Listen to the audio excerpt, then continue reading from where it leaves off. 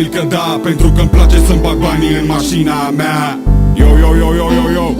Special pentru cunoscători și mai ales pentru fanatici. No. Am 260 de cai să mă întorc. Clasic ca un BMW din 90 storc. Admirație de la orice rival. Pe interval sunt greu și ca pe optul meu declarat fatal. Îmi place genul de mașină cu prezență scenică, dramatică, enigmatică, singura